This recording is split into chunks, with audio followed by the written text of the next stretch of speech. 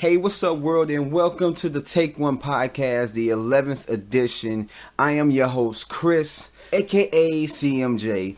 Yes, this episode is back to normal. As like, if you've listened to the other ones and you've been keeping up with the podcast, it's been a lot of stuff that's been coming out. I've been getting behind, plus there's been a lot of movie news that came out, and just a lot of stuff I wanted to cover. So, episode 9 and episode 10, which is up now, are both jam-packed with a lot of stuff. I went like hardcore on episode 9, so that was like an hour and a half, and that took a lot out of me. And then episode 10 is an hour long, a little bit over an hour long podcast, but there was a lot of stuff I needed to cover. So this episode is kind of back to normal. It's not going to run as long as the other ones, so you don't have to worry about me talking your ears off or whatever. But I'd like to thank you guys for tuning in and listening to me talk about stuff that's going on in the movie, TV world, and entertainment and all that good stuff.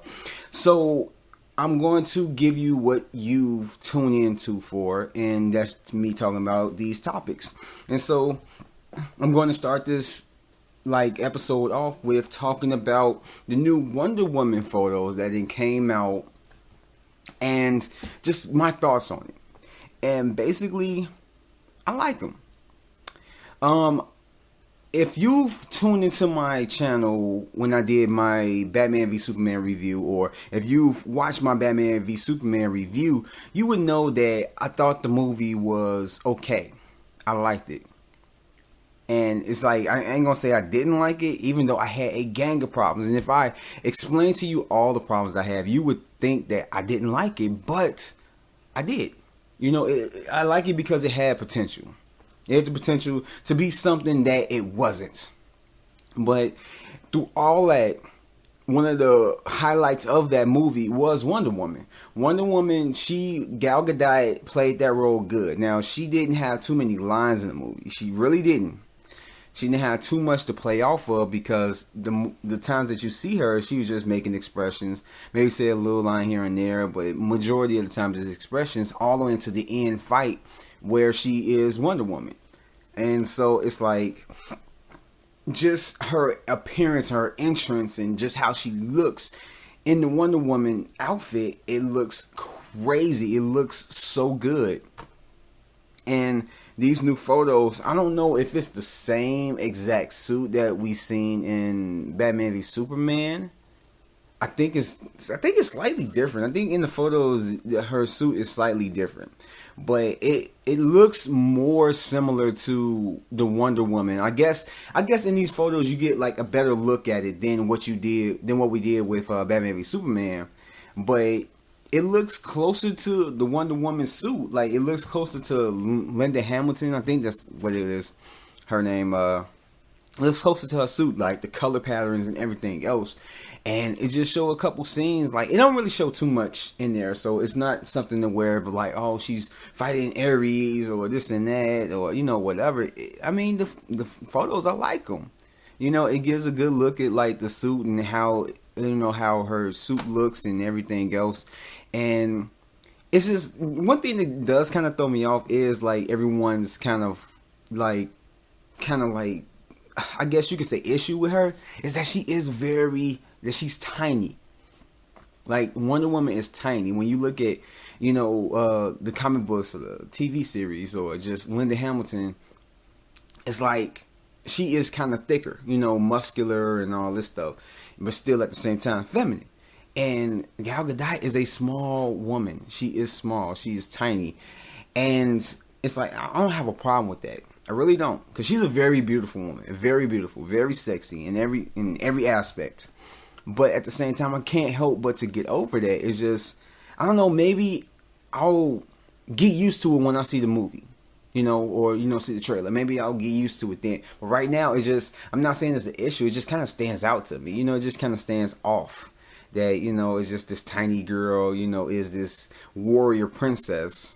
And it's like, yeah, I don't know. But as far as like the photos, besides that, I like the photos. It shows bits and pieces without showing too much or whatever. I mean, we already know the synopsis and everything, that it takes place. I believe it said in 3 different time periods, in like World War II, and then it goes through time or whatever. But yeah, so I like the photos. It wasn't really nothing much to it, but it is what it is. I like them. Hell, shit, I like them. Whatever. So moving on to the next subject, I'm going to get into Kong Skull Island. Now, for those who don't know what that is, which if you're listening to this, you pay attention to movies and stuff like that, so you know what I'm talking about. For those who don't know, Kong Skull Island is a reboot and a reimagining of King Kong. And I believe it's Universal. Universal had this, I could be wrong, oh my gosh. I'm just making myself look bad. But yeah, so they've been wanting to make a mashup between King Kong versus Godzilla. And so in order to do that, you have to make King Kong bigger. You have to make him bigger.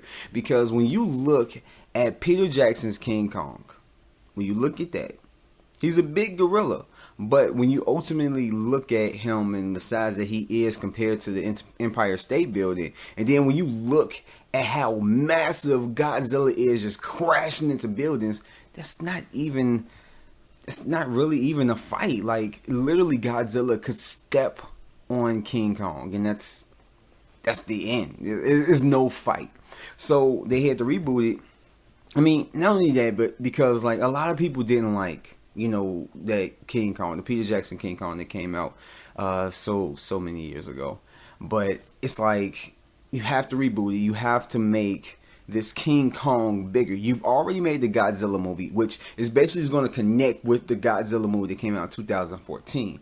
So you've already established how big Godzilla is. So the only thing is you can't shrink him down. So you have to massively build King Kong up. King Kong has to be the same size as Godzilla, or at least close to that size. And I talked about it in a previous episode, and so like, yeah, this is going to be the biggest King Kong ever in film, and so for good reason.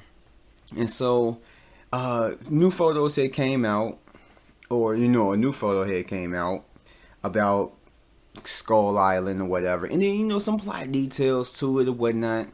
Not really synopsis, but some plot details. The photo is actually pretty interesting. I like the photo. I mean, it just showed like a few people in front, like the main characters kind of like walking with guns and stuff like that, and then you see a huge gorilla skull just in the back of them. And I love that photo because it shows from that photo how massive this King Kong is.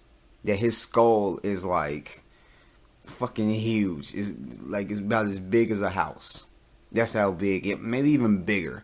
And like that's how big his freaking skull is. As well as they said that the movie is going to take place in the 70s, and it's about like a scientist, a photographer, and like I guess some other people, whatever. They get this. It's some satellites that map the whole world or whatever. Take place in the 70s, and like what it does is that it takes pictures to map out the world, but yet it sees that this island popped up out of nowhere. That they've never heard of this island or whatever, never seen it before, nothing like that. So they send a group of people to investigate it and see what's on this island. And so, as you know, that's the island that King Kong is on. And so that's basically where all the trouble starts. And so, this movie, it seems like it has a pretty good it has a pretty good premise. It has very good. I mean, it's still kind of like similar to the Peter Jackson one or whatever, just like little tweaks here and there, but I mean I liked it. It takes place in the 70s, so it's more modern. And then, as you know, like we don't know the lifespan of King Kong, or if this is gonna be the King Kong that faces Godzilla or whatever. But if this takes place in the 70s, and King Kong is on the battle Godzilla by the time this movie come out, is gonna be like what 2019, 2020. So, I mean, he's gonna be old, or I don't know, whatever the hell. But in any case, this movie is probably gonna be pretty damn good. It's probably gonna be pretty damn good. I like the image. I like the plot details. I'm digging it. And the thing is that I don't know. Like I'm looking forward only because I want them to get done with this movie so they can move forward with. I think after this movie they're gonna do another Godzilla movie, and then after that that's gonna be King Kong versus Godzilla. So we have a ways to go before we actually see the movie, but hopefully it's worth the wait. Hopefully, and the director, I'm gonna butcher his like middle name or whatever, hyphen name or whatever, but Jordan Vault, I don't know, Vault Roberts. I'm gonna just say it like that. Vault Roberts. He basically said that we're going to basically like the image shows a lot and he can only describe a lot, but he was describing like basically the movie and just kind of like giving us a feel for the massive size of King Kong. But he basically said that we will see when the trailer hits. So more than likely, when the trailer finally arrives for Kong Skull Island, it's going to show something major. So with him saying that, I don't know if he is, involved in the editing of the trailer and what he, if he's making the decision on what to put in there. But if he is, then with those comments, it's basically putting me in the mind frame of we're going to see how massive he is. Whether it's like, it's going to show like the main character standing up and then they're going to turn around and look up and then see Godzilla. I mean, not Godzilla, gosh. They're going to see King Kong and it's going to be like, what the hell? And maybe he's going to be standing something to kind of like show his size or something like that. But I'm just getting chills by thinking about it. So hopefully this movie is good. And this movie is to drop next year, March 10th, 2017. So we don't have that much longer to wait. We don't even have a year to wait, So it's going to be here sooner than we think. And so moving on to the next subject, I'm going to be talking about Beetlejuice II. Now, it's this like artwork that's going online. Facebook, and I've seen it, and I've had to kind of straighten out people and trying to talk to people because these images have gone out. I doubt, like, it's not real. Put it like this: the image, the poster for Beetlejuice 2 and all that stuff, that's a fan's artwork. It's not real because this movie isn't greenlit. This movie, I'm not saying it's not going to come out because it has a possibility that it may come out because Tim Burton is already working on the script. Michael Keaton, who played Beetlejuice up in the first film, he said he wants to come back. Winona Ryder said she wants to come back, and probably some other people, and you're gonna have some new people, of course. And it's like this movie is just kind of like an idea. It's kind of like a want that they want. And you can look on IMDb, they have it already up there, but it's like this movie isn't in production. This movie isn't like a go. This movie is not like, oh, well, it's coming out 2017 or 2018, but like, no, this isn't greenlit. They're still wanting to make it. There is still an interest as far as Tim Burton and some of the actors to want this movie to happen. But no company has confirmed that this movie is happening. And so I have to like stress that just before I even give my thoughts on it, because I have some thoughts. I'm trying not to talk too long. But what it is that this movie is not happening. So if you see something on Facebook or online about Beetlejuice 2, do not go Google Gaga over, especially if you know the property and you've seen the movie and you love it, whatever. If you've seen it as a kid, like how I seen it, it's like, don't go Google Gaga over it. Don't just believe everything that you see. If you see a poster of freaking X-Men versus the Avengers and be like coming out in 2020 or coming out in 2018, let's say that. And then, you people go Google Gaga like, no, that's not gonna happen. It's not. Just calm down. Like, do your research. Look it up on Google. Look it up on these websites. Try and find information to see if it is like confirmed. And it's like if you look up, all the information on Beetlejuice 2, it's not been confirmed that it is greenlit or it's in production or they started production on it or anything. It's just an idea. It's just a want that these actors and the director want. And with that, I'm going to give my quick thoughts. I don't think this movie should happen. And I'll give you the reason why. Now, you can disagree with me. You could say that I'm wrong, this and that, I don't know what I'm talking about or whatever. Like, it'd probably be awesome, which it probably might be. But I don't think this movie should happen. Only because, not saying that I hated the first movie, because I loved the first movie. I loved it. I watched it several times. I think when I was younger, it was like one of my favorite movies or whatever. I haven't seen it in a minute, but I mean, of course, I still remember it. But it's like, I don't think it should happen. Only because right now, everything is all about name recognition, known properties. Because that's what sells. That's what makes money. And I said in a previous podcast that's what sells. Matter of fact, it was episode 9 when I was talking about the Star Trek and why it changed. Everything is about money. Companies are only interested in stuff if it makes money. If it makes them tons of money, they're going to go Google Gaga over it. And Beetlejuice hasn't been relevant since the early 90s. It hasn't. You can talk about, oh yeah, it was so good. No, Beetlejuice has not been relevant ever since the early 90s. I bet majority of the people that like Beetlejuice probably don't even remember the little cartoon TV show that was out. They probably do. But someone probably wasn't even watching it. And the movie was good. I still enjoy it till today. If I ever watched it, it probably would still be good. Of course, I'm a fan of problems with it, but it's like the movie is what it was back in the day. It hasn't been relevant.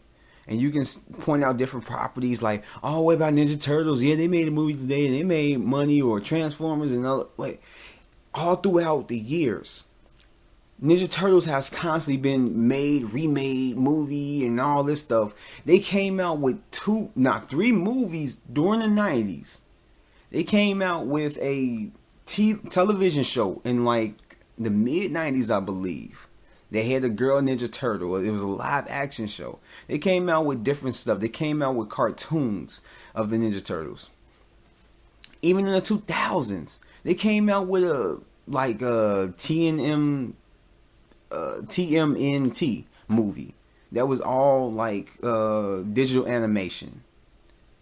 And then they recently came out with the first and second Teenage Mutant Ninja Turtle movie. Like all the way to now, we've always constantly had new shows, and that's not even counting the old shows that came on before of the Ninja Turtles. They had a regular and like drawn cartoon show that came out, and then now it's still an ongoing digital animated show that's on Nickelodeon right now. Like Ninja Turtles has constantly been remade and revived or whatever, so now the new generation knows and are familiar with the Teenage Mutant Ninja Turtles.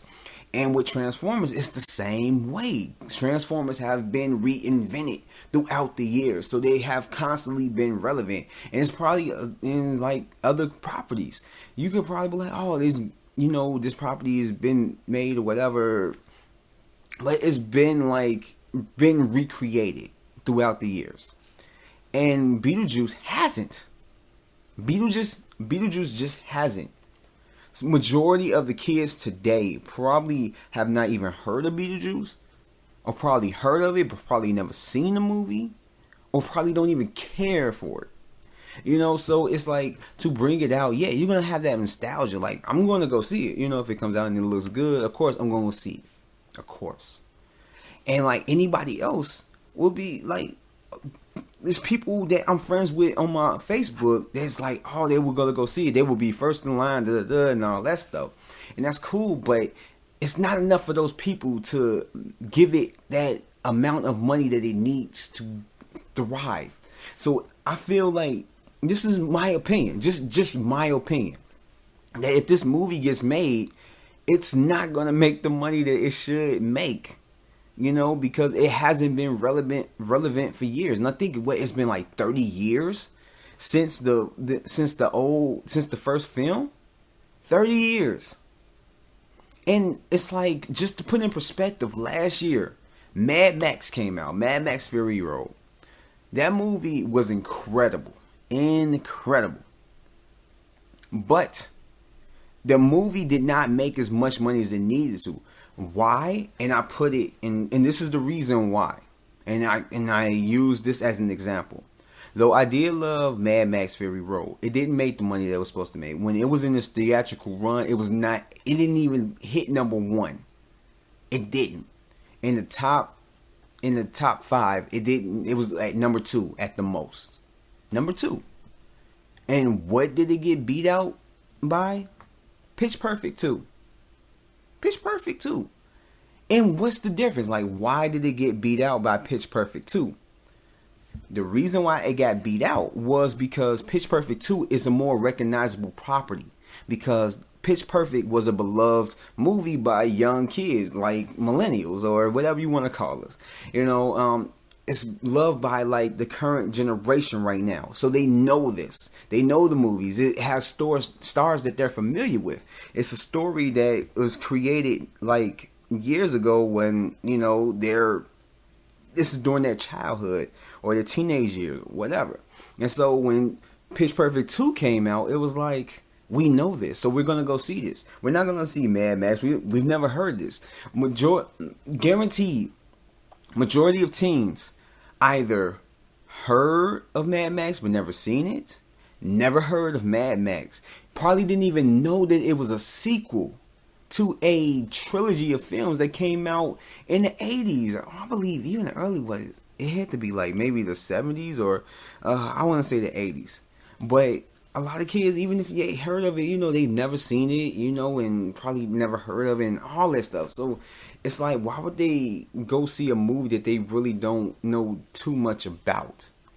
And this movie had, a lot of buzz. Like, it was a lot of people that was loving the movie. So, I mean, I use that as an example.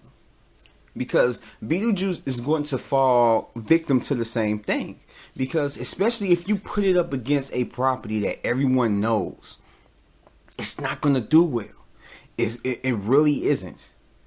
And it's like, it's kind of like, it's a little bit too late for a sequel to Beetlejuice. Especially for a property that no kid probably today ever even seen or even heard about. So it spells doom. So I just think that it's a bad idea to do a sequel to this movie. Now, I'm not against doing a remake, a reimagining, maybe even in the eyes of Tim Burton. Maybe Tim Burton can do a remake, can do a reboot of Beetlejuice in a different type of fashion. He can get creative with it. But it's like, I don't see him doing that, especially since this is his original property. This is him directing the original film and he wants to come back. It's like, that's the only way I can get behind it, is that if it's a new Beetlejuice, like not even a new Beetlejuice, but a reboot of Beetlejuice. That's the only way I can get behind it, because it's a reintroduction. And it's basically like a new movie being introduced to this new generation so that they can get used to it. And then maybe they even will go back and look at the original. But it's like, I just seriously think that it's a bad idea. I really do. And just for those people who believe the poster, no. Beetlejuice is not coming anytime soon. The movie, Beetlejuice 2 is not coming anytime soon. It's not greenlit, at least not yet. It may or may not be greenlit, but as of today, it's not. Now, something may change tomorrow, and then I might be like, okay, whatever. If it's a sequel, I'm gonna have the same thing. But like I said, I'll go see it if it looks good, just to see if it is good. But yeah, nah, the sequel isn't happening, at least for right now, and I just really think it's a bad idea. And so, moving on to the next subject. This is something that if you're a DC fanboy or fangirl, you'll probably get excited over. So usually, people can find websites to where they can get early screenings of movies, and it's fan early screenings to movies and stuff like that. But really, like, if you want to wait till it comes out, the earliest you could probably see a movie is the Thursday before the Friday it comes out, which is basically the day before it officially opens worldwide. It really opens worldwide on Thursdays. I mean, get real. I mean, you can't see it in the morning time. It's really just late, 7, 8 o'clock showings, 9, 10, whatever o'clock showings, but whatever.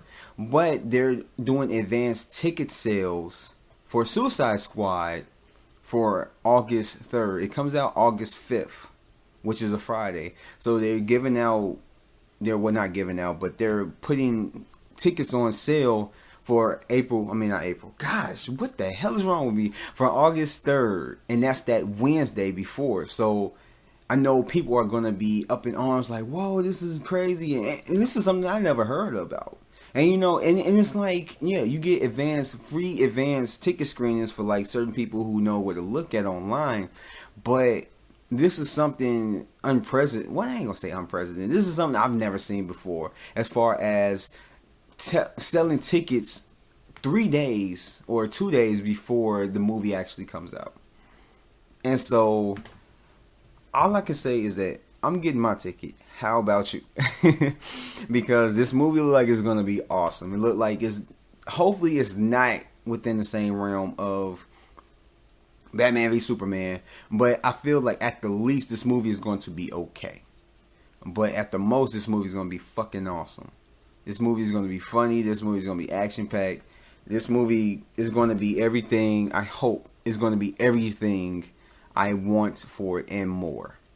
So it's yet to see, but yeah, like you can go on Fandango or any other movie website, but I believe, I don't know if it's not exclusively. Well, Fandango deals with a whole bunch of theater chains, but go on Fandango and you probably get your tickets. So go ahead and get your tickets now and go see the movie, so we all can come back with this podcast. Hopefully, I will have like other people with me. Maybe I'll have my brother and we can do a podcast special with the Take One and all this stuff, and do a spoiler review and all this stuff. So, but yeah, like I'm definitely gonna get my tickets and hopefully get yours. So yeah, that was just something real quick I just wanted to talk about. And so moving on to the next subject is kind of like recent news that it came out for Season 7 of The Walking Dead. For those who are not watching Walking Dead, catch up before this new season. Guarantee you would not be disappointed. I would say that if you're not feeling Season 1 or Season 2, which I know you will, I really know you will, Season 3 will start to pick up for you. So if you can hang in there, if you can watch all of Season 1, all of Season 2 and hang in there until Season 3 and finish that up, guarantee it will make you keep going forward. But if you haven't watched it or haven't seen the end of the season finale or whatever, or end of Season 7 or end of Season 6, this will have spoilers. So I don't know. I think I'm gonna have some time things at the bottom in the description or whatever. So yeah, I'm gonna have some time. I'm gonna put the times down there. But if I don't, just fast forward a little bit more so you won't be spoiled by everything that I'm about to say, because there will be spoilers, and this is because it has to be spoilers. There's news that came out about this particular thing, and I can't really talk about it without giving spoilers. So, spoiler alert! If you haven't seen it, this will contain spoilers. But it came out that at the end of Season 6 that somebody in Rick's group got. somebody got their head bashed in by Negan, and we don't know who it is. In the comic books, like, and this is spoilers for anybody who's like watching the show who don't know who died in the comic books. This is spoilers too. But in the comic books, it was Glenn.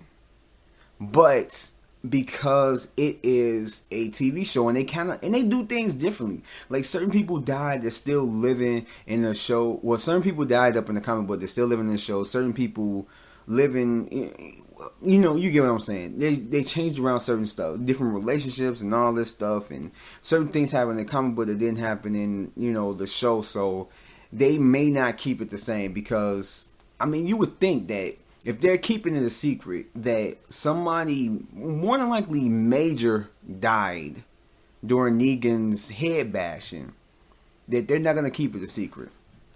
Well, as far as if we can just read the comic books and see that Glenn was the one who died up in the comic book, it's like, why would they keep it a secret if they're going to keep it the same? So it's going to be somebody else. It's going to be somebody significant.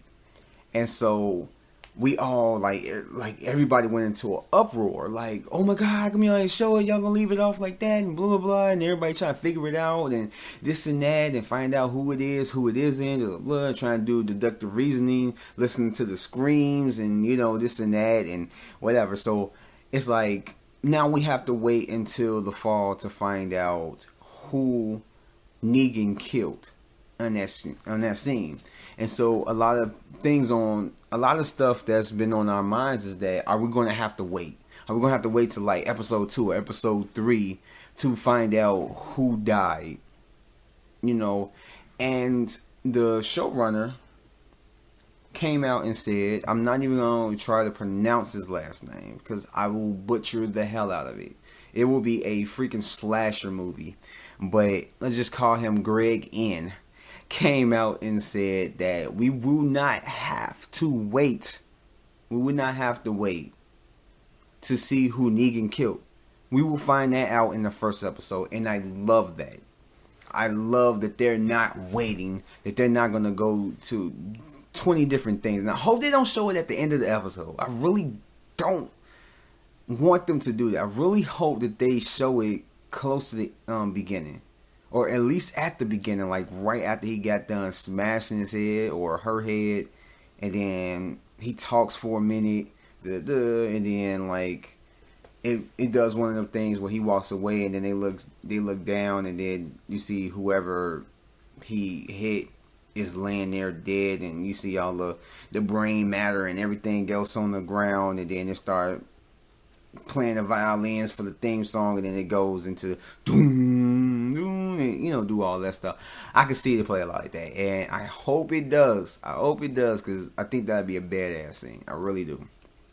But just to know that we don't have to wait, we're gonna see it, who he murdered in the first episode, is freaking amazing. I ain't gonna say amazing, but it's kind of like a breath of fresh air to know that we're not going to have to wait, because I want to know who he killed. I know every one of y'all want to know who he killed. And spoiler alert, off.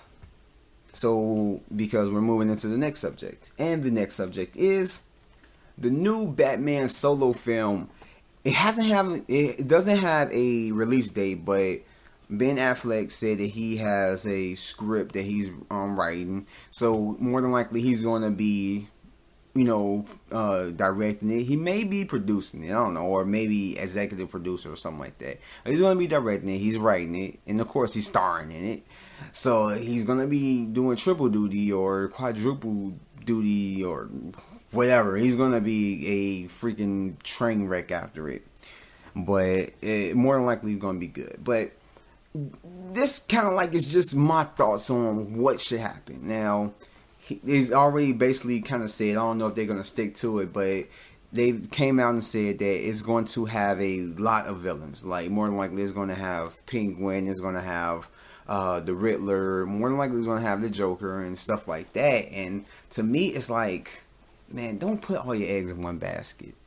I say bring out a villain that you've that we've never seen in a Batman movie. Just a villain that we've never seen before. No, I am interested in seeing, like, there a new take on the Riddler, or just the villains that were kind of cartoonish or whatever, like Penguin. To see a new take on the Penguin, get a new take on. We already got a new take on the Catwoman, like in the Christopher Nolan ones. That was actually pretty badass. Let's say a new take on the Riddler, a new take on Mr. Freeze and stuff like that. Like, it's many ways that you can make it more realistic than what the Joel Schumacher did and what Tim Burton did. So I would love to see it, but at the same time, just like how I kind of feel with the new Spider-Man movie and like their collection of movies they're gonna go with, it's like I feel like they should go after villains that they haven't used in a Batman movie before. Because we've already seen the Riddler. We've already seen Two-Face. Matter of fact, we've seen characters twice. We've seen Catwoman twice. We've seen Two-Face twice. We've seen the Joker freaking twice. And we've seen the Joker. We're going to probably see Joker for 3 times, And I'm missing somebody. We seen Bane twice, and so I want them to use a different villain that they haven't used before. I mean, because Batman has a rogues gallery, blah blah blah blah blah blah blah. Batman has a rogues gallery out of this world, so you have a lot of characters to play around with. Of course, you're gonna have the Joker. Of course, you're gonna have the Joker. You can't have a Batman movie without the Joker. Or at least a Batman trilogy without the Joker. But I think that they should have like something like the Human Bat, since, you got Superman, who's an alien. You got, freaking Diablo, who blows fire out of like his hands. And well, not blow fire, but he spews fire out of his hands. So you're going to have this supernatural presence. And even Enchantress.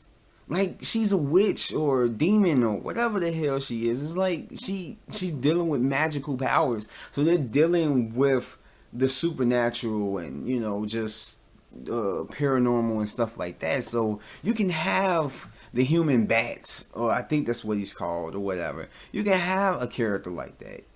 And it's just, they have a bunch of different, like, you can have Clayface. I would love to see how they do Clayface in here. Maybe that's a little bit too out there, but still they can do it in a way. Like, I would love to see a new take on Mr. Freeze. Like, that's one character I would want to see, whatever, redone. I wouldn't care. Like, Mr. Freeze, I feel like he would probably be awesome as hell. There's ways that you can do it to make it realistic of like his condition and why he loves the code and blah blah blah.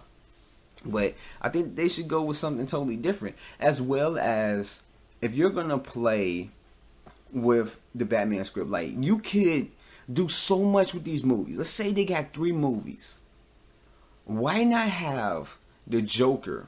Maybe you can have a Joker in the first movie and maybe have another villain, but you can play with the Joker. And the thing is that one of the things that I've noticed that they had with the Batman movies is that, well, the Batman movie or Batman v Superman, put it like that, is that he kills. And the thing is that pops in my mind and everyone else's mind is that if Batman kills, like, he's literally stabbing people, shooting people, running people off the road and running over cars and stuff like he's legitimately murdering people. And everybody knows that Batman has a code of no guns, no killing. But yet, in Batman v Superman, he is killing people. Like, he's snapping dudes' necks. He snapped the dude's neck. So he's doing all this killing. And I think that they can play on that. At first, I thought it was a bad decision because it's like, it don't make no sense in Zack Snyder. Yeah. But at the same time, when I got to really thinking about it, it's like, at first I was thinking like, okay, if Batman kills and he's murdering people, why in the hell is all his villains in Arkham Asylum or, a Blackgate prison? Why is Joker still alive? More than likely, I mean, Bruce Wayne has been Batman for a long time. I say like 20 years or however long he's been Batman within this DCEU or whatever. It's like, So during all that time, Joker has had to been around for a minute. So him having to be around for a minute, he has to have killed a gang of people like brutally. He's killed Robin. So it's like, why is he still alive? And that was like a question that I myself, my brother, and a bunch of other people had. Is like, if he's killing all these regular henchmen people, it's like, how come the Joker isn't dead? How come he didn't kill him the first time he killed somebody? Like, whatever. And so I looked at it and I'm just like, it don't make no sense. But recently, thinking about it, I'm like, they can play on that. Now hear me out. Now, Batman, he does all this killing. Who knows what he's into? He's probably going to be the Batman we all know and love in Justice League, where he doesn't kill anymore and all this stuff. But in the Batman movie, if they keep him killing people like how he did in Batman v Superman, they can play on that. They can explain why the Joker is still alive. I don't know about the other villains, but they can explain why the Joker is still alive. They can make a psychological connection between him and, the Joker. And not have him explain like, oh, well, he completes me and I'm not Batman if he's not Joker. It's just, you don't have to explain like that. But during the movie, the interaction between Batman and the Joker, and and just how they can explain it and just do the chemistry between both of them. They can explain that why Batman is keeping the Joker alive and have a good reason behind it. They can play off of that. I feel like that is a great thing to go after within the Batman movie, and they can do it within the first Batman movie. Let's say if you do, which one of the people that is speculated, or not even say rumor, but speculated, or a lot of people think is going to be one of the villains in the Batman movie is not the Joker, but the Riddler.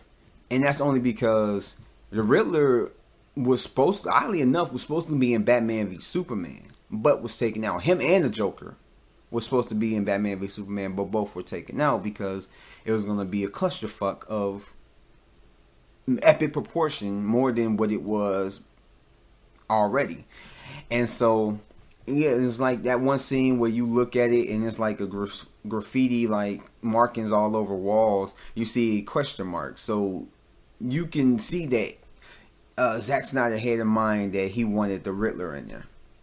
So if you have to have the Riddler in this first movie, and then say you have the Joker in there, let's just say Joker plays, around with it, or Joker's pulling the strings, or whatever the hell.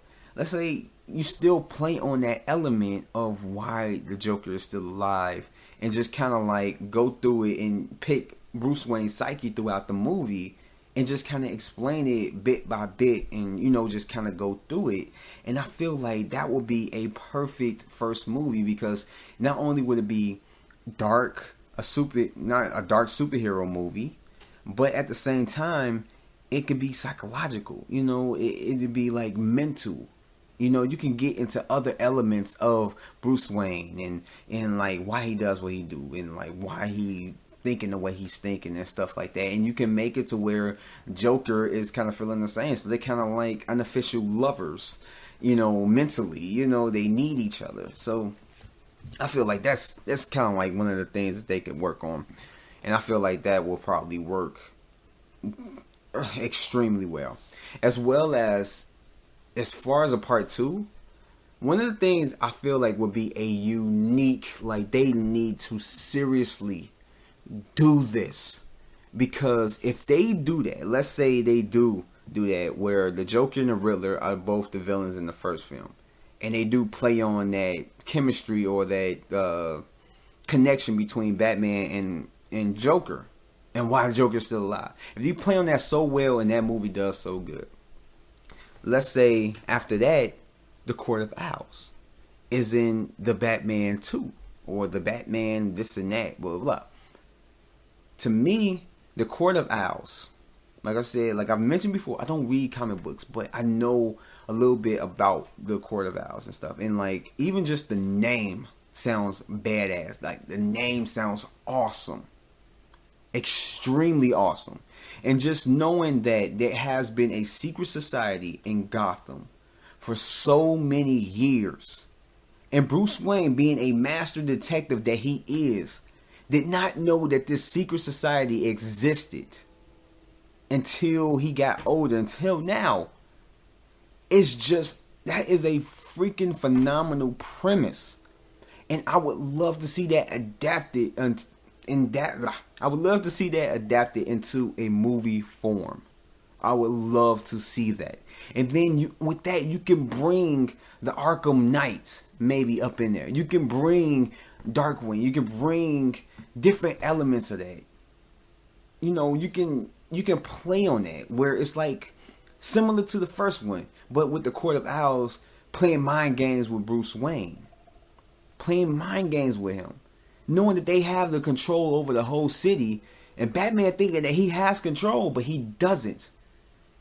And then it's like they're breaking him down because they're playing with him mentally. And then it's like it plays into like the Bat family. Like you get a hint of Batgirl, and it's like playing into his relationship with Batgirl, his relationship with Nightwing and stuff. And you can just play with that. Like I feel like that would be so good. That would be a excellent thing to do with it. And oh my gosh, like. It's like if they did both of those ideas, I feel like the Batman movies would be good. But I mean, this is just my opinion. This is just what I would like to see what happens. Whatever they do, as long as it's a good movie, as long as it's a good story, is good. I mean, regardless of not, we're going to see the Joker in the Batman film. You can't have a trilogy of Batman movies, which they're trying to do a trilogy. You can't have a trilogy of Batman films and not even have the Joker in at least one film. You can't. Fans would be outraged if that happened. But I seriously hope that they introduce the Court of Owls either in the first, second, or the third film. I feel like that would be magnificent. That would be marvelous. But I would love to see that. I really would love to see that. And so moving on to the next subject, which is the last subject or the last topic of this episode. And I'm going to be talking about, it's nothing movie news related or anything like that, but it's just something that I thought that was very cool to me, and it's nostalgic, and I'm going to get it.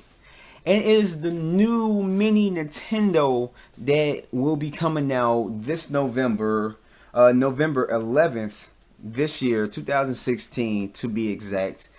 And it has 30 games on it installed inside of it. And it's basically a mini Nintendo, a mini. It fits in the palm of your hand. I mean, it's not like really, really tiny, but you can hold it in your hand, just, whatever.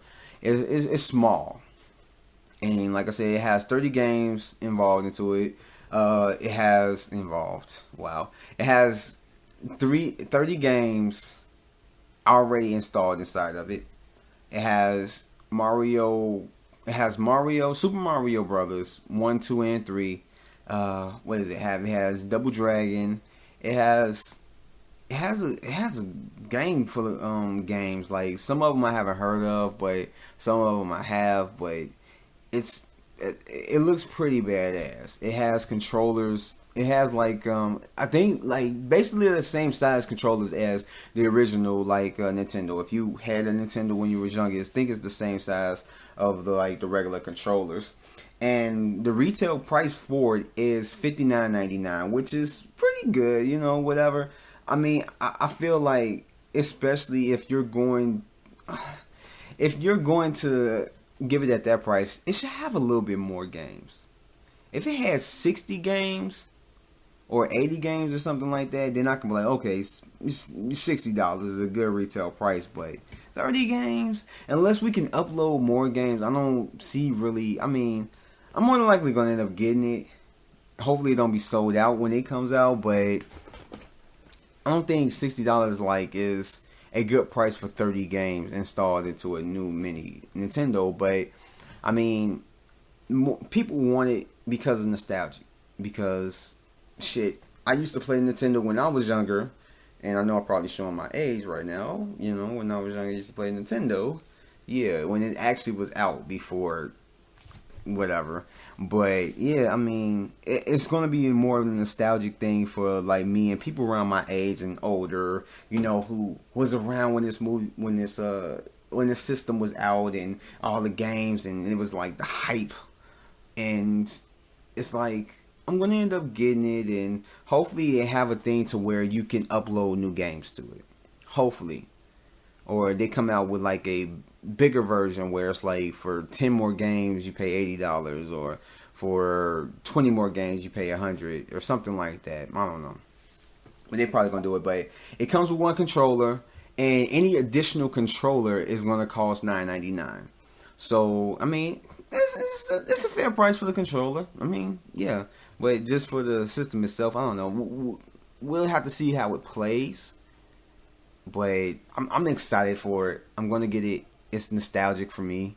I love playing the Nintendo. I especially love playing a Super Nintendo. So hopefully it come out with a tiny Super Nintendo so we can hold that, and that comes with like more than 30 games. And if it has Mario Kart on there, and if it has Battletoads and Double Dragon, and just Home Alone, man, yeah.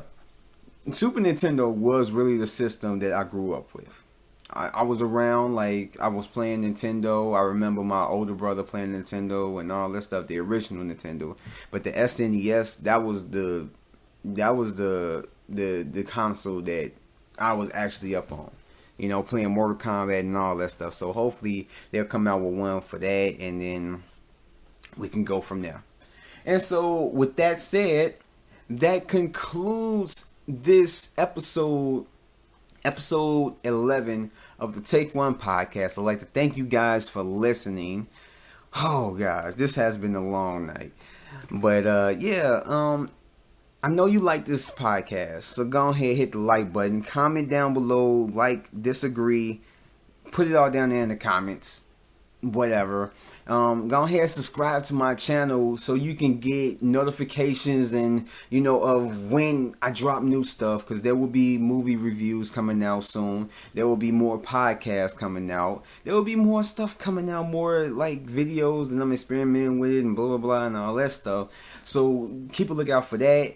Everything, all of my social media is down there in the description. So if you're like, just go ahead and open it up, and just, if you're on social media, go ahead and look up me up on Twitter, on like Instagram and Snapchat, and I'm going to be fixing up my Facebook so that if it gets done by the time I put up this podcast, it's going to be down there. So yeah, and everything else is linked down there, my mini reviews, my movie reviews, and everything else. Yeah, I think that's all I really have to say. And I just kind of like want to say that soon I'm going to be putting up another podcast. Now, I said before that this podcast is kind of like an accumulation of everything, as far as like TV shows, movies, you know, movie news, TV show news, and all that stuff, as well as like wrestling and all that stuff. Just anything kind of entertainment. That's what it's going to be about. But I'm going to be putting up soon. It's not going to be this weekend. It's going to be next weekend. So every Saturday, I'm going to be putting up a wrestling podcast. And that's the plan. It may change, but the plan is a week from this coming Saturday, I'm going to be putting up a wrestling podcast. It's going to be called the Triple W Podcast, which stands for the Wonderful World of Wrestling. And it's going to be another podcast where it's just revolving everything about wrestling. So you're going to hear less stuff about wrestling on this podcast, and you're going to hear it on there. But, you know, if I want to talk about some stuff on here that I don't want to take up too much of the time on that Triple W podcast, I'm going to be mentioning certain stuff on here. But you're going to hear like close to less or close to no things, or, you know, stuff about wrestling. So I know you guys are like, yay, this and that, whatever, you don't care about it. But for those who do care about wrestling, I'm not a person that claims to know a lot about it. I'm still kind of like I still need to get into other forms of wrestling like HOR or however I can get into it or whatever the hell. But I'm going to be just kind of like running down the week in wrestling. You know, I'm going to be running down Raw, SmackDown. I'm going to be talking about TNA and stuff like that and any type of news that came out about that. So you can go ahead and like look out for that. If anything changes, I will let you guys know on my social media. But if you love wrestling, go ahead and tune into it. It's the Triple W Podcast. A week from this coming Saturday, I will be premiering it. And I'm going to be trying to get like more people involved on that podcast specifically. So I'm not trying to have it be just me on this podcast and that podcast. So I probably might end up having like one or two other people, depending on how things go. Like from here to then, it's like I'm gonna try and fit and try and get everything together. So hopefully I have more people involved in that podcast. But until then, I will catch you guys until the next Take One podcast. So peace out.